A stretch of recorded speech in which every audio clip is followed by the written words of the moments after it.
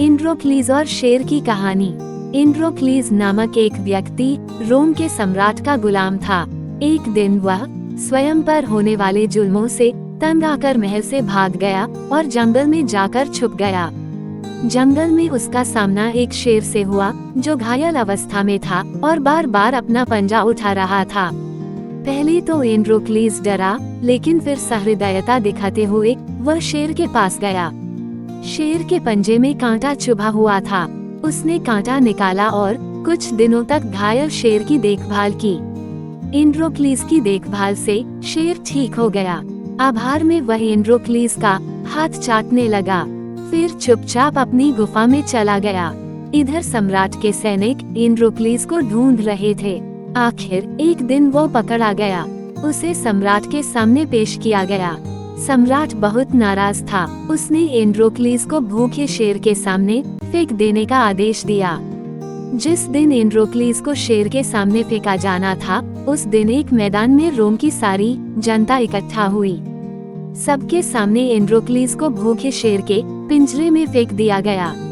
एंड्रोक्लीज डरा हुआ था। उसे मौत सामने दिख रही थी। वो ईश्वर को याद करने लगा। शेर एंड्रोक्लीज की ओर बढ़ा। एंड्रोक्लीज पसीने पसीने हो गया। शेर एंड्रोक्लीज के पास आया। डर के मारे एंड्रोक्लीज ने अपनी आंखें बंद कर ली। लेकिन ये क्या, एंड्रोक्लीज को मारने के स्थान पर शेर उसका हाथ चाटने लगा। सम्राट हैरान था, सारी जनता हैरान थी और एंड्रोक्लीज भी। अंततः एंड्रोक्लीज समझ गया कि हो न हो ये वही शेर है जिसकी घायल अवस्था में उसने देखभाल की थी। वह एंड्रोक्लीज को पहचान गया था। वह भी शेर को पुचकारने लगा और उसकी पीठ पर हाथ फेरने लगा। ये देख सम्राट ने एंड्रोक्लीज से पूछा, तुमने ऐसा क्या किया कि शेर तुम्हें मारने के स्थान पर तुम्हारा हाथ चाटने लगा? एंड्रोक्लीज ने उसे जंगल की घटना सुना दी और बोला, महाराज, जब शेर घायल था तब मैंने कुछ दिनों इसकी देखभाल की थी। इस उपकार के कारण इसने मुझे नहीं मारा, लेकिन अब की सेवा तो मैंने बरसों की है। इसके बावजूद आप मेरी जान ले रहे हैं। सम्राट का दिल पसीज गया।